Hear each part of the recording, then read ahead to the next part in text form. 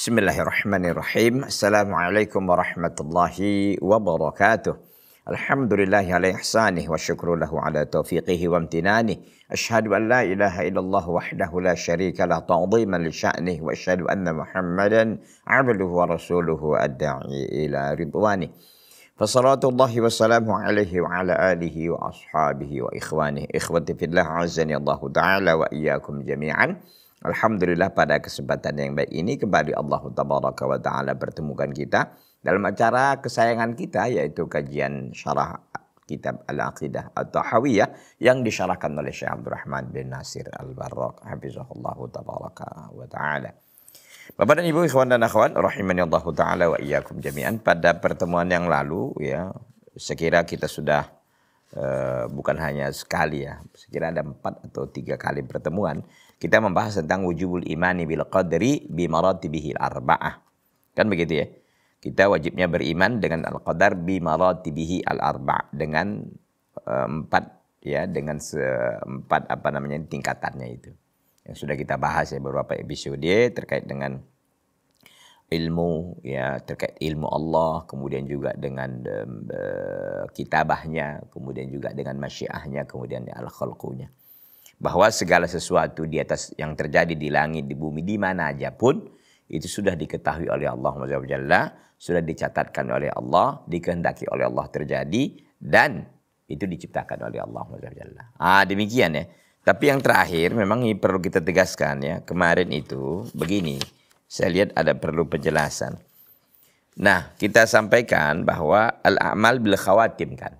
Amalan yang dinilai itu bukan sekarang gitu. Anda sekarang orang soleh, belum tentu kesudahan Anda soleh. Anda sekarang kafir misalkan, belum tentu kesudahan Anda kafir gitu. Dan bukan sekarang ini yang menjadi penilaian gitu. Yang menjadi penilaian itu kapan? Di akhir hidup Anda. Anda ini sebagai siapa? Sebagai seorang muslim yang bertakwa, sebagai seorang muslim fasik, sebagai orang kafir, dan sebagainya dan sebagainya. Itu. Makanya kata Nabi SAW dalam hadisnya, innamal a'malu bil khawatim. Amalan yang dinilai itu adalah ujungnya atau penutupnya. Tetapi memang di sini kemarin disampaikan bahwa memang ujung itu akan dipengaruhi oleh pangkal gitu. Jadi pangkalnya ini akan berpengaruh ke ujung gitu. Maksudnya bahwa kalau orang itu sudah terbiasa dengan amal soleh, mudah-mudahan dia pun akhir hidupnya akan tetap beramal soleh. Maka kan ada pernyataan mengatakan bahwa man 'asha 'ala syai'in mata 'alaihi wa man mata 'ala syai'in bu'itsa 'alaihi. Kan begitu. Barang siapa yang man 'asha 'ala syai', barang siapa yang biasa hidup dengan satu tradisi, maka dia pun akan meninggal di tradisi dia itu gitu. Contoh dia biasa maksiat. Ya orang ini kan nanti matinya juga sekitaran itu juga ya, dia itu sekitaran maksiat gitu kan. Tapi kalau orang ini biasa sholat jamaah, hadir di kajian, ya kemudian juga rajin bersedekah, rajin baca Al-Quran, rajin silaturahim dan sebagainya. Matinya pun di antara itu juga, kira-kira begitu kan. Ya mungkin sedang silaturahim atau sedang sholat, atau walaupun dia tidak sedang tidur misalkan, dia nggak ada masalah. Selama ini memang dia berbuat baik, itu dianggap dikategorikan husnul khotimah. Ada orang-orang kadang-kadang begini ya, terlalu mempersempit makna husnul khotimah. Maksudnya begini, kalau orang itu meninggal di tempat tidur gitu kan, atau dia meninggal umpamanya bukan lagi ibadah, itu dianggap nggak husnul khotimah. Kita katakan keliru. Dan itu yang dibantah oleh Syekh Muhammad bin Shalih Al-Utsaimin rahimahullah. Karena beliau mengatakan bahwa manusia terbaik yang pernah hidup di atas permukaan bumi ini adalah Nabi kita Muhammad SAW. Apakah beliau meninggal dalam keadaan ibadah? Enggak, beliau meninggal di pangkuan Aisyah radhiyallahu taala anha, ibu kita radhiyallahu taala anha warḍaha. Beliau sedang sakit gitu loh. Bukan di Masjid Nabawi beliau meninggal, sedang sholat misalkan, bukan. Abu Bakar As-Siddiq demikian juga, dan sahabat-sahabat yang lain, sebagiannya demikian, bukan sedang beribadah kepada Allah Tabaraka wa Taala. Artinya sedang dalam keadaan dia ini bukan dalam bukan sedang sholat misalkan atau sedang, bukan. Maksud saya bahwa penilaiannya itu bukan begitu. Jadi penilaiannya itu selama ini bagaimana hidupnya ini. Ya, kalau Rasul kita nggak usah ditanya lagi kan begitu. Bagi sahabat-sahabat nggak usah ditanya mereka ini amalannya bagaimana, rasa takutnya segala macamnya. Nah, artinya bahwa Jadi husnul khotimah itu sebenarnya luas dia. Pengertian begini. Selama orang ini kebiasaan dia adalah kebiasaan baik, ketaatan selalu. Walaupun dia meninggal dalam keadaan di posisi apa namanya ini, tempat tidur misalkan atau apa, dia insyaallah taala husnul khotimah. Lihatlah Nabi kita, lihat Abu Bakar, lihat Khalid bin Walid. Beliau meninggalnya apakah di medan juang? Tidak, justru beliau kan menangisi dirinya. Ya, dia mengharapkan syahid di medan juang, tapi itu nggak terjadi. Justru beliau meninggal di mana? Tempat tidurnya begitu. Ya karena sakit. Ya. Jadi maksud saya apa? Maksud saya Bapak dan Ibu ikhwan dan akhwat, ini al-amal bil khawatim ini dinilai kebiasaan orang ini dominannya apa gitu. Ustadz, kadang dia maksiat juga. Iya, tapi yang kita lihat dominannya apa gitu. Kalau orang maksiat itu, siapa sih yang nggak pernah maksiat gitu? Siapa yang nggak pernah maksiat? Semua kita pernah maksiat gitu loh. Ya, terkadang tapi kita berusaha apa? Untuk mendominankan ketaatan dan meminimalisir yang namanya kemaksiatan gitu. Jadi amalan itu dilihat di ujungnya lagi-lagi. Maksudnya ujungnya apa? Akhir hidup dia itu bagaimana? Apakah maksiat apa ketaatan? Jadi husnul khotimah itu jangan dimaknai harus sedang sholat, dia meninggal gitu kan. Harus sedang baca Al-Quran. Enggak demikian. Yang penting selama ini dia adalah melakukan perbuatan kebaikan ya. Artinya yang banyak dilakukan adalah kebaikan, amal soleh. Yang mudah-mudahan dia dikategorikan husnul khotimah ya. Nah contoh-contoh yang kemarin itu disebutkan ya, misalkan para penyihir Fir'aun yang mereka ini hanya setengah hari beriman lalu disurenya udah meninggal dunia, dibabat oleh siapa ini? Fir'aun gitu kan. Tapi kan mereka ini mendapatkan kenikmatan dari Allah SWT. Gitu ya. Kemudian disebutkan lagi bahwa as-sa'adah wa syaqawah itu kan dua hal yang sudah ditakdirkan. Dan ini kan takdir umur kita sudah selesaikan kan. Dalam hadis Bukhari itu bahwa setiap orang kan sudah dicatatkan ketika dia di rahim ibunya itu kan 4 hal tentang bikatbi amal, bikatbi rizqinya wa amalihi wa amalnya wa ajalihi dan ajalnya wa syaqiyun wa sa'idun, apakah dia menjadi orang bahagia dan buruk itu kan juga sudah dicatat. Nah, bagaimana kita Ustaz kalau sudah memang dicatat? Begini aja. Kita ini lihat kondisi diri kita ini bagaimana. Karena di dalam hadis lain dikatakan fakulun muyassarun lima khuliqalahu, semua dimudahkan terhadap apa yang diciptakan dia di situ. Kalau antum lagi di ketaatan, pertahankan ketaatan itu, doa kepada Allah agar istiqomah, ya mudah-mudahan akan begitu dia dan akan menjadi menjadi orang-orang bahagia gitu. Tapi kalau selama ini antum berbuat keburukan dan nggak mau berhenti, tapi terus melakukan perbuatan keburukan itu, ya itu bisa bisa dikategorikan masuk nanti ke pada akhirnya orang yang celaka dan orang yang sengsara begitu. Jadi intinya kemarin itu disampaikan bahwa tidak ujuk-ujuk juga orang itu jadi bahagia, yang tiba-tiba bahagia ini ada sebab akibatnya gitulah kira-kira. Jadi al jaza'u min jinsil amal, balasan itu sesuai dengan amalan gitu. Jadi kalau memang antum menjaga batasan-batasan Allah, menjaga aturan-aturan Allah selama ini, ya mudah-mudahan antum akan diberikan oleh Allah SWT topik untuk mendapatkan kesudahan yang baik. Kan begitu. Nah, intinya bahwa masing-masing kita jangan kita pernah bangga dengan amal soleh kita yang sekarang ini, karena yang menjadi penilaian akhir adalah bagaimana kita nanti di ujung hidup kita. Makanya kita selalu berdoa kepada Allah, yang sering kita doa itu kan ihdinas siratal mustaqim, ya Allah tunjukilah kami jalan yang lurus. Kenapa doa ini dibolak-balik 17 kali minimal kita baca dalam sehari? Kata para ulama, maksudnya ihdinas siratal mustaqim bukan sekedar ditunjuki, bukan. Apa? Yaitu apa? Maksudnya ihdinas siratal. Maksudnya ihdinas siratal 3 maknanya kata para ulama. Yang pertama dullana, tunjuki kami Allah, itu satu. Yang kedua adalah sabitna, kokohkan kami di situ. Kokohkan kami di situ. Kemudian apa lagi? Zidna, tambahkan kepada kami selalu petunjuk itu. Jadi makna ihdinas siratal mustaqim itu luas, bukan hanya sekedar tunjuki, enggak. Kokohkan kami, tunjukkan kami, dan tambahkan kepada kami petunjuk itu, sehingga kita terus dapat dinaungi dan dibimbing di atas petunjuk. Bapak dan Ibu ikhwan dan akhwat rahimani Allah taala wa iyyakum jami'an. Saya kira itu ya terkait dengan murajaah kecil kita lah terkait dengan pembelajaran kita pun episode yang lalu. Dan sekarang kita akan masuk ke pembahasan berikutnya, dan ini tema baru kita. Mudah-mudahan bisa dipahami dengan baik pertemuan kita kali ini, yaitu qala al-muallifu rahimahullahu taala ajzul khalqi an ma'rifati hikamin wa asraril qadari. An hikami wa asraril qadari. lemahnya makhluk untuk mengetahui ya tentang hikmah-hikmah dan rahasia-rahasia qadar. Saya ulangi. Lemahnya makhluk dari mengenal atau mengetahui hikmah-hikmah dan rahasia-rahasia qadar, ketentuan dan ketetapan Allah. Itu dia. Jadi kita tidak ngerti, nggak bisa, kalau kita paksakan juga nggak akan mengerti kita. Kenapa Allah buat begini, kenapa Allah buat begini, kenapa ini begini, ini begono gitu. Ya udah, itu takdir kita, itulah takdirmu. Terima aja udah gitu. Ya. Jadi ajzul khalqi an madza? An ma'rifati hikamin wa asrarul qadari.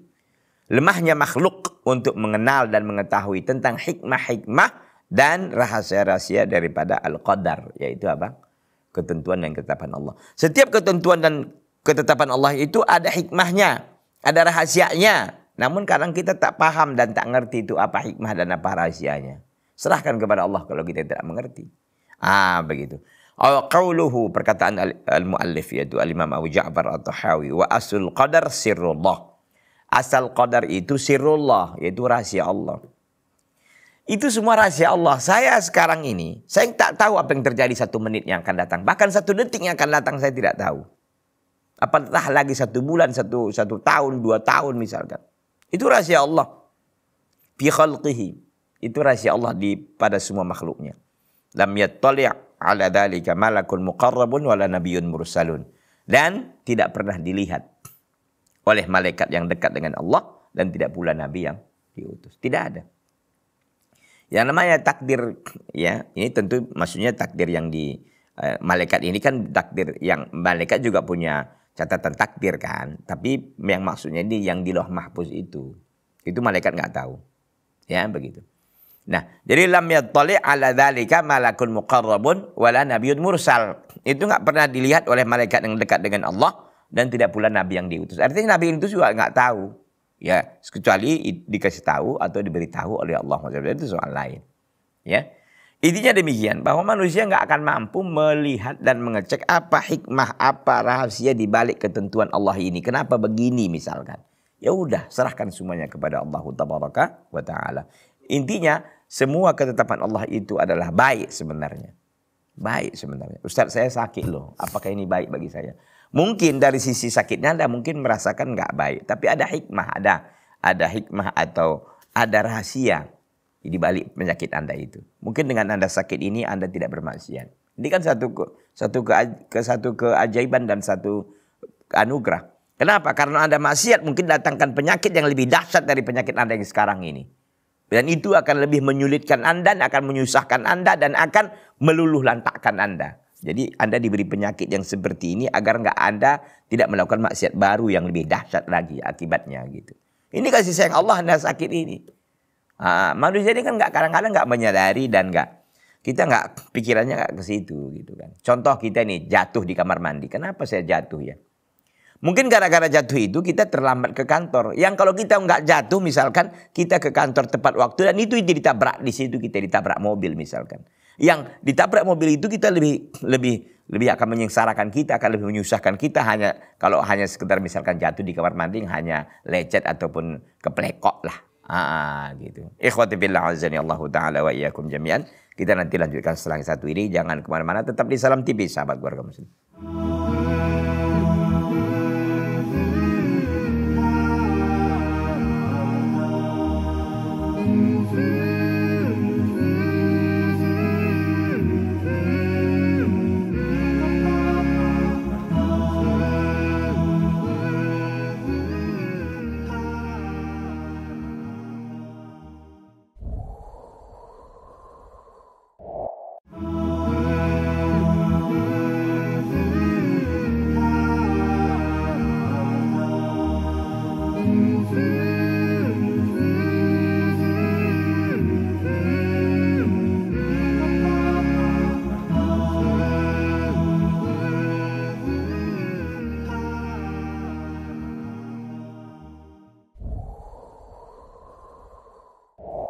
Ikhwati fillah azani Allah taala wa iyyakum jami'an. Jadi itu ketentuan Allah itu, hikmah-hikmahnya ya daripada dan apa rahasia-rahasia qadar itu tidak ada yang tahu ya. Karena qadar itu sesungguhnya adalah apa? adalah rahasia Allah. Tidak ada yang bisa melihatnya. Ya, malaikat yang dekat dengan Allah dan tidak pula Rasul yang diutus. Ustaz, bukankah malaikat punya takdir, di tangan mereka juga ada takdir? Betul, tapi yang kita maksud di sini di Lauhul Mahfuz itu tidak ada yang bisa melihatnya kecuali hanya Allah Tabaraka wa Ta'ala. Baik. Qadarullahi wa qada'uhu syamilu an-nafidhu lahu hikamun wa asrarun la sabila lil khalqi ila ma'rifatiha. Qala al-muallifu ya hafizahullah tabaraka wa ta'ala. Ini sekarang pernyataan al-Imam Abdurrahman ibn Nasir al-Badha. Ya. Qadarullahi wa qada'uhu, ketentuan dan ketetapan Allah asyamil yang meliputi semuanya. Ini yang kita bilang syamil, berarti yang di Lauhul Mahfuz itu kan. An-nafidhu yang dilaksanakan, lahu hikamun, dia memiliki hikmah-hikmah, wa asrarun dan rahasia-rahasia. La sabila lil khalqi ila ma'rifatiha, yang makhluk nggak bisa tahu dan nggak bisa kenal itu. Itu rahasia-rahasia itu makhluk nggak bisa kuasai, nggak bisa tahu. Ya rahasia Allah. Siapa yang bisa? Gitu. Fa innal khalqa la yuhituna bihi ta'ala ilman, maka makhluk tidak bisa meliputi ilmu Allah Subhanahu. Nggak bisa. Mereka ini kan ketentuan Allah itu kan merupakan bagian dari ilmu Allah. Tapi ilmu Allah itu luas. Bukan hanya al-qadar ini yang di Lauh Mahfuz itu, enggak, ilmu Allah sangat luas. Tapi demikian pun ya makhluk enggak bisa mengerti. Berarti kan Lauh Mahfuz itu bukan semua ilmu Allah berarti kan. Iya, demikian pun mereka enggak bisa tahu. Wala yuhituna bihi ta'ala ilman. Mereka enggak bisa meliputi ilmu Allah Subhanahu. La bidzatihi wala sifatihi wala af'alihi wala bihikmatihi bi khalqihi wa amrihi. Mereka juga enggak bisa mengetahui zat Allah bagaimana dan tidak pula sifat-sifatnya bagaimana. Bukan dari sisi makna ya, dari sisi kaifiyah. Wala af'alihi, dan juga tidak bagaimana dan tidak mereka juga bagaimana cara perbuatan Allah itu, kaifiyahnya, bagaimana caranya. Tidak pula, jadi kita ulangi, mereka tidak menguasai ilmu Allah dan tidak pula zatnya, tidak pula sifat-sifatnya, tidak pula perbuatan-perbuatannya, tidak pula hikmah-hikmahnya fi khalqihi, di makhluk-makhluknya, wa amrihi, dan semua perintah dan ketetapannya. Ini dia. Jadi ini manusia ini adalah makhluk yang lemah, dhaif. Dhaif artinya lemah yang tidak bisa mengetahui itu. Mereka enggak meliputi ilmu Allah kok. Mereka enggak tahu bagaimana zat Allah kok. Mereka enggak tahu bagaimana perbuatan Allah kok. Dari sisi kaifiyah ya, caranya maksud saya. La bihikmatihi, dan tidak juga mereka enggak tahu hikmah-hikmahnya. Fi khalqi, dan mereka enggak tahu bagaimana hikmah Allah di makhluk-makhluknya. Wa amrihi, dan segala urusan-urusannya atau perintah-perintahnya. Jadi semuanya ini adalah rahasia Allah Tabaraka wa Ta'ala. Tidak ada yang mampu untuk mengetahuinya. Ya. Madama anna Allah Ta'ala qad ista'thara bidzalika, selama memang Allah SWT menyembunyikan hal itu. Ya, kecuali Allah kasih tahu ya ke malaikatnya mungkin atau ke nabinya, itu soal lain lah. Tapi kalau tidak Allah kasih tahu, tidak ada yang bisa mengetahuinya. Fala tatlubu ma la sabila ila ma'rifatihi, maka jangan kau cari-cari sesuatu yang enggak ada jalannya untuk mengetahuinya. Apalah jalan kita untuk mengetahui al-qadar itu? Apalah jalannya kita untuk mengetahui hikmah al-qadar itu? Enggak ada yang tahu. Dan hikmah itu juga sudah tercatat ya. Sudah tercatat. Ya. Jadi tidak ada. Selama itu disembunyikan oleh Allah SWT, tidak ada yang mampu untuk mengetahuinya. Fala tatlubu ma la sabila ila ma'rifatihi. Maka jangan kau cari sesuatu yang tidak ada jalannya untuk mengetahuinya. Itu mentok, udah gitu. Jangan maksakan diri lah. Itu hanya membuang waktu, buang tenaga, buang pikiran dan sebagainya. Fa Allahu qad istakthara bi ilmi kaifiyati sifatihi fala tatlubu ma'rifata dzalik. Maka sesungguhnya Allah SWT telah menyembunyikan bi'ilmin, pengetahuan tentang cara sifatnya, kaifiyati sifat. Ya, Allah SWT telah menyembunyikan ya cara pengetahuan tentang cara sifatnya Allah. Bagaimana sifat? Contoh nuzul, bagaimana turunnya Allah? Ya. Kemudian apa lagi? Bagaimana mendengarnya Allah? Bagaimana melihatnya Allah? Bagaimananya itu ya. Kalau Allah melihat, iya kita yakini Allah melihat. Ini bagaimananya melihat itu kita tidak tahu. Ya. Fala tatlubu. Jangan kau cari itu. Fala tatlubu ma'rifati dzalik. Jangan kau cari ya, jangan kau cari-cari untuk mengenal hal demikian. Wala tus'al kaifa istawa. Jangan wala tas'al dan jangan kau tanya. Jangan kau tanya kaifa istawa, bagaimana Allah beristiwa. Karena kalau sudah tanya bagaimana istiwa, berarti ini kaifiyah kan, cara, dan itu disembunyikan oleh Allah SWT. Istiwa itu artinya apa? Istiwa itu apa namanya ini? Seperti orang yang sedang duduk di singgasana, boleh itu diartikan demikian. Tapi bagi Allah, ini itu yang tidak tahu kita. Ya. Itu tidak tahu kita bagaimana caranya. Makhluk bagaimana istiwa di atas mobilnya, berarti dia sudah di kursinya. Istiwa di atas dabbahnya, berarti dia sudah berada di apa namanya ini, punggung dabbahnya atau hewan tunggangannya. Itu kalau bagi makhluk kita tahulah. Bagi Allah SWT tidak ada yang tahu kecuali diberitahu oleh Allah. Tapi kalau enggak Allah SWT dikasih tahu, berarti itu selamanya lah itu menjadi rahasia Allah tabaraka wa taala. Kaifa yaghdab? Bagaimana Allah marah? Marah kan sifat dari sifat-sifat Allah SWT. Tapi bagaimana marah itu? Kalau kita marah misalkan manusia ya. Kalau marah manusia biasanya suara berubah. Intonasi suara mungkin agak tinggi satu. Mata mungkin sedikit memerah. Ya. Kemudian apa lagi? Urat ini keluar ya. Urat apa namanya ini? Tegang urat leher istilah orang gitu kan. Tegang urat leher. Jadi urat lehernya ini tegang apa namanya ini muncul gitu. Itu mungkin manusia kita tahu. Atau ayam marah, bagaimana kalau ayam jago marah? Mungkin bulu apanya nih, bulu dekat lehernya itu naik gitu kan. Kemudian dia ingin mencengkram gitu. Pahamlah kita. Tapi bagaimana Allah marahnya? Wallahu a'lam.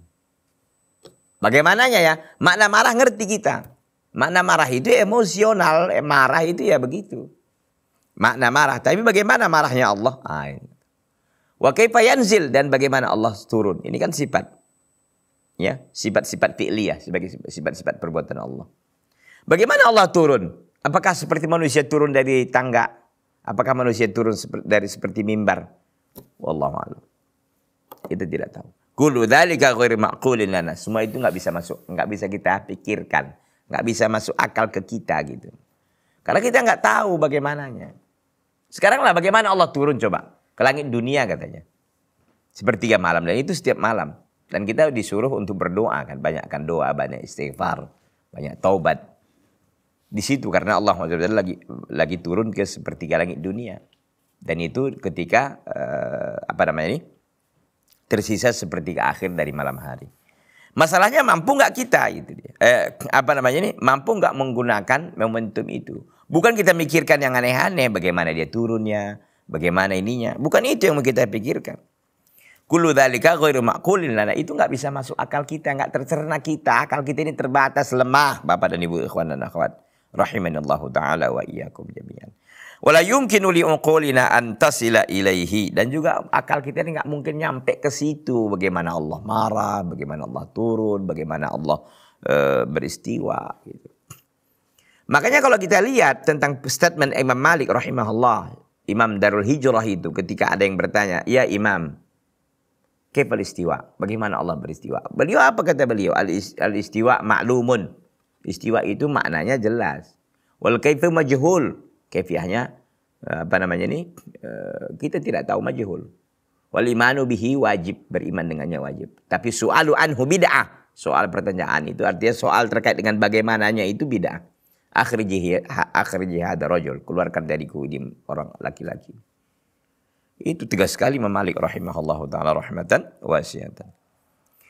Wala yumkinu li'uqulina an tasila ilaihi. Akal kita enggak mungkin nyampe ke situ. Kadzalika amrul qadar. Begitu juga dengan perkara al-qadar. Fallahu subhanahu wa ta'ala qad istakthara bi ilmi asraril qadar. Maka sesungguhnya Allah SWT telah menyembunyikan ilmu tentang rahasia-rahasia al-qadar. Wa hikamihi, dan hikmah-hikmahnya fi aqdarihi, dalam ketentuan-ketentuan Allah, ala tafsil, ya, secara terperinci. Artinya apa? Artinya bahwa Allah SWT menyembunyikan tentang ilmu rahasia-rahasia al-qadar itu dan hikmah-hikmahnya fi aqdarihi, dalam ketentuan Allah, ala tafsil, secara terperinci. Artinya bagi Allah, di catatan Allah itu lengkap. Kenapa begini? Rinciannya lengkap. Kita nggak bisa ngerti. Bisa jadi kita tahu ada hikmah di balik satu ketetapan Allah misalkan. Tapi bukan itu semua hikmah itu. Itu mungkin hanya sebagian, ya, sebagian hikmahnya kita tahu, ya. Tapi itu pun nggak bisa kita pastikan bahwa itu hikmahnya begitu. Kecuali tentu ada dalil yang mengatakannya. Intinya maksud saya bahwa kita tidak tahu karena itu disembunyikan oleh Allah SWT rahasia-rahasia ketentuannya dan hikmah-hikmahnya dalam ketetapannya. Ada tafsir atau terperinci, kita nggak ngerti. Ustadz, kadang-kadang saya ngerti loh Ustadz ada hikmahnya. Itu sebagian dari hikmahnya mungkin. Contoh kita sakit, dengan sakit ini kita mungkin lebih bisa mensyukuri nikmat Allah. Mungkin dengan sakit ini kita akan lebih berintrospeksi terhadap dosa-dosa dan maksiat yang selama ini kita lakukan. Itu mungkin bagian daripada hikmah. Tapi kita juga nggak menjamin itu, hanya itu doang gitu. Mungkin banyak ya lagi yang lain yang tidak kita ketahui secara rinciannya bagaimana. Intinya tidak pernah lepas dari hikmah Allah. Setiap keputusan dan ketentuan Allah SWT. Setiap ketentuan ada hikmah. Setiap ketentuan ada hikmahnya di balik itu semuanya. Ikhwati fillah azani Allah Ta'ala wa iyyakum jami'an. Fal asya' allati nabbahat 'alaiha an-nususu qad tudraku bitadabbur. Maka sesuatu perkara-perkara yang telah dinabbahat, yang telah diingatkan oleh teks-teks, ya, nas-nas dari Al-Quran dan Sunnah, qad tudraku bitadabbur. Terkadang itu bisa dipahami dengan tadabbur. Gitu. Sesuatu yang nabbahat, ya, yang nas itu sudah memberitahukan, ya, terkait dengan suatu perkara misalkan, itu bisa diketahui dengan tadabbur katanya. Dengan kita mentadaburi, mungkin kita bisa apa? Bisa mengetahuinya. Lakin ta'ammal fi khalqillah, tapi perhatikanlah tentang ciptaan Allah. Hadza yaj'alhu ghaniyan wa hadza faqiran wa hadza baina dzalik. Yang ini Allah jadikan dia kaya, yang ini Allah jadikan fakir, dan yang ini Allah jadikan dia sedang-sedang, enggak kaya, enggak fakir. Ya. Itu bagaimana kita memahaminya gitu. Kok orang ini bisa kaya, ini kok ini enggak kaya, padahal sama-sama sekolah misalkan, sama-sama dulu satu kampung, sama-sama satu marga misalkan. Tapi ya rezekinya beda-beda, nasibnya beda-beda. Tapi nanti kita selengkapnya kita akan lanjutkan lagi setelah yang satu ini. Jangan kemana-mana, tetap di Salam TV Sahabat Keluarga Muslim.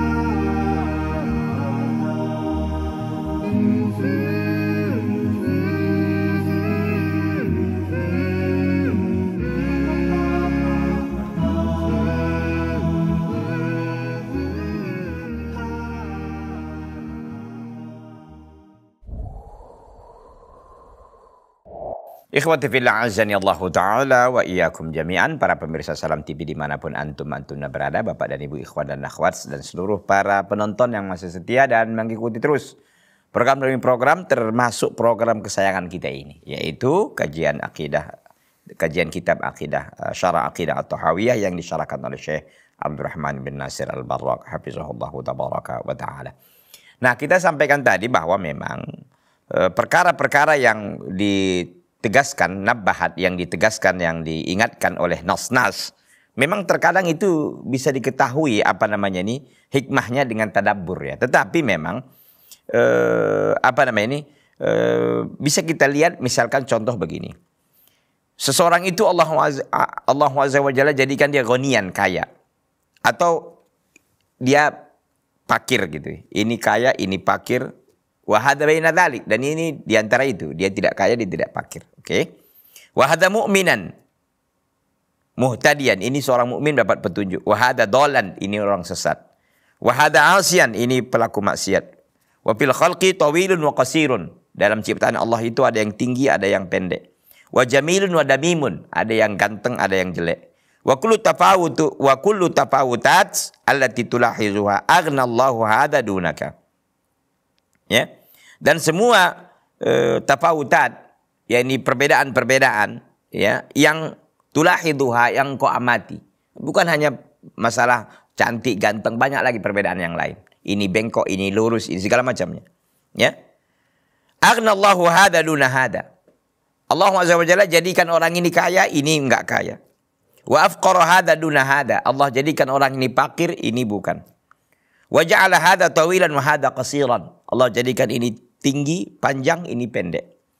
Wa ja'ala hada aqilan wa hada ghaira aqilin. Dan ini Allah jadikan dia berakal, cerdas, ini enggak cerdas. Wa finnasi ma'tuhun. Di antara manusia pun ada yang idiot. Wa hada wa balidun, bodoh. Wa zakiyun, dan pintar. Semuanya ada. Zakiyun. Wa yuladu lil insani al-adad minal aulad wa ummuhum wahidatun. Dan dilahirkan bagi manusia itu beberapa sejumlah dari anak, dan sementara ibu mereka hanya satu. Artinya seorang istri banyak anaknya gitu ya. Wa tatafawatu khilqatuhum wa akhlaquhum. Sementara ya akhlak bentuk tubuh mereka dan akhlak mereka, wa uquluhum, dan akal-akal mereka, wa ududuhum, dan nasib-nasib mereka. Artinya begini, seorang ayah dan seorang ibu punya anak. Anaknya misalkan 10. Nah, anak ini bentuk dari 10 itu nggak ada yang sama. Semuanya beda-beda. Ya.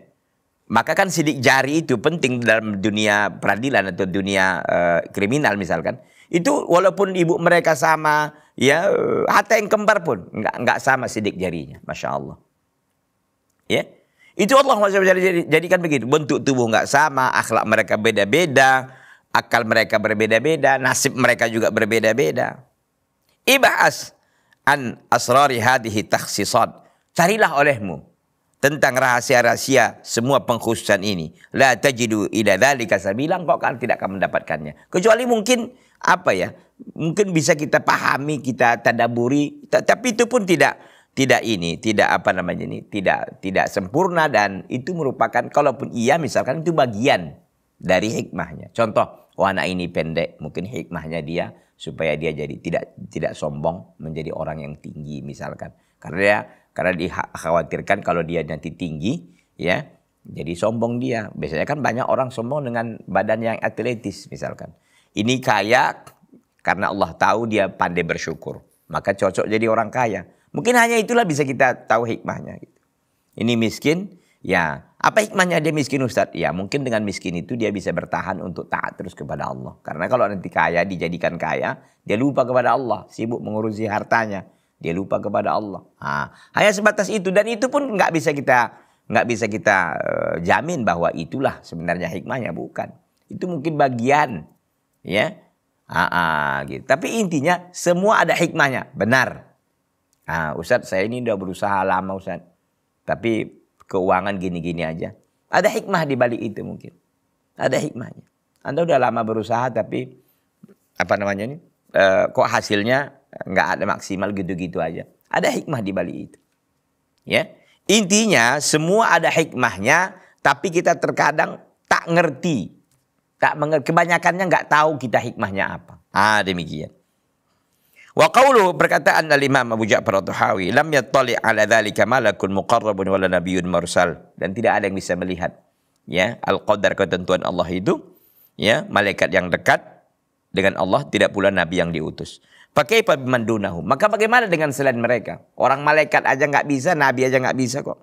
Idza kana rusulul ladzina hum safwatul khalqi, kalau rasul mereka itu adalah manusia pilihan, wal muqarrabun minal malaikah, dan orang-orang dekat dari para malaikat, lam yattali'u ala sirril qadar, mereka tidak bisa mengerti, tidak bisa melihat tentang rahasia qadar. Fahada yu'akkidu anna dzalika mimma ista'sarallahu bihi wa ikhtassa bi ilmihi. Ini menunjukkan, ini menguatkan bahwa semuanya itu disembunyikan oleh Allah SWT, dan Allah khususkan ilmunya hanya untuk Allah. Fasirul qadari minal ghaibil mutlaq, maka rahasia al-qadar itu merupakan ghaib mutlak. Li'anal ghaiba naw'ani, karena ghaib itu ada dua. Ghaibun mutlaqun wa ghaibun nisbi. Ghaib mutlak dan ghaib nisbi. Ghaib mutlak itu artinya tidak ada yang tahu kecuali hanya Allah. Itu mutlak namanya. Ghaibun nisbi itu relatif. Artinya sebagian orang tahu, sebagian lain enggak. Maka ini dia. Fal ghaibun nisbi, maka ghaib nisbi alladzi ya'lamuhu ba'dul khalqi duna ba'din, yang sebagian orang tahu, sebagian lain enggak. Contoh, kita nggak tahu apa yang terjadi sekarang di Mekah misalkan. Tapi orang yang ada sekarang di Mekah, mungkin saudara kita yang lagi umrah misalkan, tahu mereka apa kejadiannya di sana. Demikian ya. Kemudian ghaibun mutlak. Jadi kalau ghaibun nisbi itu relatif, artinya sebagian orang tahu, sebagian lagi tahu gitu. Sebagian orang nggak tahu, sebagian lagi tahu. Itu namanya relatif. Wa ghaibun mutlak, ghaib mutlak, la ya'lamuhu illallah. Tidak ada yang tahu kecuali hanya Allah. Kama fid du'ail ma'ruf, sebagaimana doa yang ma'ruf. Apa doa ma'ruf? As'aluka bikulli ismin huwalak. Kata Nabi SAW, aku mohon kepadamu ya Allah dengan semua nama yang kau miliki. Samaita bihi nafsaka, yang kau telah berikan, yang kau telah namakan dengan nama tersebut dirimu. Au anzaltahu fi kitabika, atau engkau turunkan nama itu di dalam kitabmu. Au allamtahu ahadan min khalqika, atau engkau ajari salah seorang makhluk tentang nama itu. Au ista'sarta bihi fi ilmil ghaibi indak, atau engkau sembunyikan tentang nama itu di ilmu ghaib di sisimu. Ini hadis ini dikeluarkan oleh Imam Ahmad dan disahihkan oleh Syekh Ibnu Hibban dan Imam Hakim dan Ibnu Qayyim fi Shawa'iqul Mursalah, dan dihasankan oleh Ibnu Hajar juga dalam Futuhat Ar-Rabbaniyah dari hadis Ibnu Mas'ud radhiyallahu anhu, dan berkata Imam Daruqutni dalam kitabnya Ilalnya, isnadun laysa bil qawi, sanadnya katanya enggak qawi. Ini kata Al-Imam Daruqutni. Tapi intinya sebagian ulama hadis di antara Imam Ahmad, kemudian jadi Ibnu Hibban dan Imam Hakim, ya, itu mensahihkan hadis ini. Intinya bahwa hadis ini menunjukkan menjadi saksi bahasa kita apa? Atau nama itu engkau sembunyikan, ya, engkau sembunyikan di mana ilmu ghaib di sisimu. Artinya nama sekarang ini yang kita tahu kan nama Allah itu banyak, ya. Ada 99 nama. Nah, apakah hanya terbatas 99 nama Allah? Tidak, berdasarkan hadis ini. Berarti ada nama lagi yang Allah Subhanahu wa taala sembunyikan, yang tidak Allah beritahukan. Ya, tidak dalam Al-Qur'an, tidak pula kepada seorang, tidak pula dalam hadis Nabi SAW. Itu disembunyikan oleh Allah SWT. Itu namanya terkait dengan ghaib mutlak. Fasirul qadari minal ghaibil mutlak alladhi ikhtassallahu bihi. Maka sirru, rahasia al-qadar, dari termasuk perkara gaib mutlak yang Allah khususkan ilmu dengannya. Jadi kalau kita hanya tahu hikmahnya, nebak-nebak, itu nggak bisa kita pastikan bahwa itulah hikmahnya. Dan kalaupun itu misalkan, itu hanya sebagian lah. Ya. Lam yutri' alaihi malakan muqarraban wala nabiyyan mursalan. Allah tidak pernah memperlihatkan tentang rahasia al-qadar itu kepada malaikat, ya, yang dekat, dan tidak pula nabi yang diutus. Jadi qadar itu, ketentuan Allah itu tidak ada yang tahu. Sekarang siapa yang tahu? Bahwa saya pribadi misalkan, saya nggak tahu waktu 10 tahun yang lalu, bahkan 5 tahun yang lalu, saya bisa begini gitu. Saya nggak tahu juga, gitu kan. Inilah perjalanan takdir saya. Mungkin antum semua kita, ya, pemirsa Salam TV dimanapun berada begitu. Kok bisa jadi petani sekarang ini? Kok bisa begini? Contoh ya, ada orang keluar dari perguruan tinggi, tapi akhirnya jadi pedagang gitu, nggak nyambung dengan sekolahnya gitu. Itulah. Jadi ijazah dan rezeki itu nggak berbanding lurus gitu loh, nggak berbanding lurus. Ya, dia tukang bakso, padahal dia dulu kuliahnya nggak itu misalkan. Ya itu namanya nggak berbanding lurus rezeki orang. Ada rezeki orang Kalimantan rezekinya di Sumatera, orang Sumatera rezekinya di Kalimantan gitu. Subhanallah. Ya, ini semuanya ketetapan dan ketentuan. Dan kita pun nggak tahu kan, nggak tahu kita itu. Kapan kita tahu itu bahwa itu takdir kita? Setelah terjadi. Kalau nggak akan terjadi.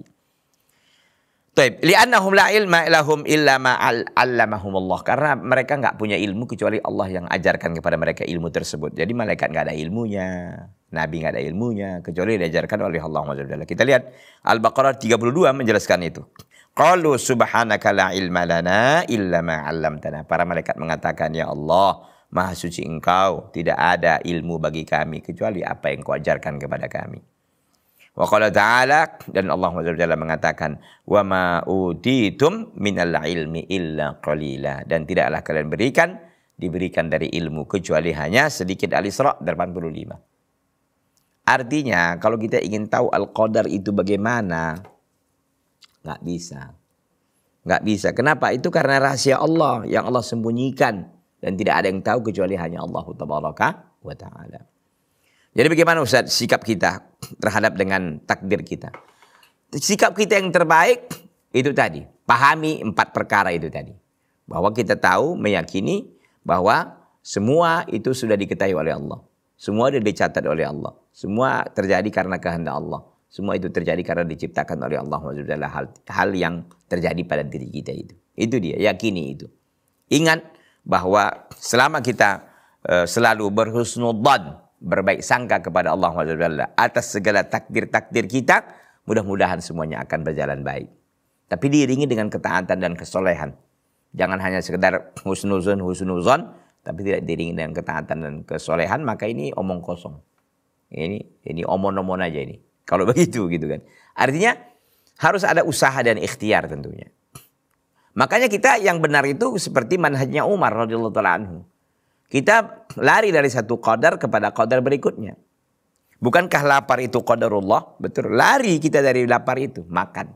Kita kan lagi puasa Ustaz. Nah, itu lain cerita lah kalau lagi puasa namanya puasa. Ya, lagi menahan diri. Ya, sampai waktu yang ditentukan itu soal lain gitu. Maksud saya bahwa kita sakit qadarullah, lari kita dari sakit itu dengan apa? Ikhtiar, berobat.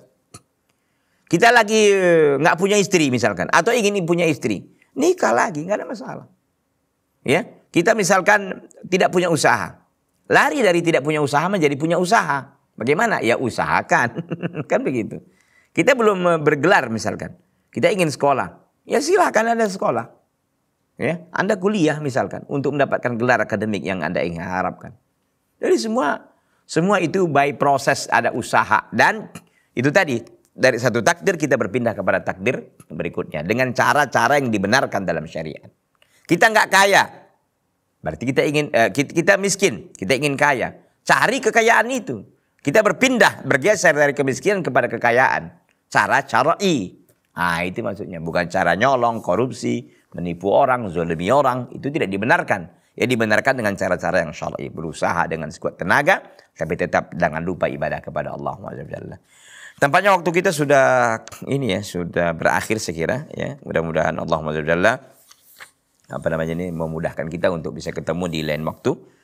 Mudah-mudahan apa yang saya sampaikan ini bermanfaat bagi diri saya pribadi dan seluruh para pemirsa Salam TV dimanapun berada. Hada wa sallallahu wasallama wa baraka ala nabiyina Muhammad wa ala alihi wa sahbihi wasallama. Subhanaka Allahumma wa bihamdika asyhadu an la ilaha illa anta astaghfiruka wa atubu ilaika. Wassalamualaikum warahmatullahi wabarakatuh.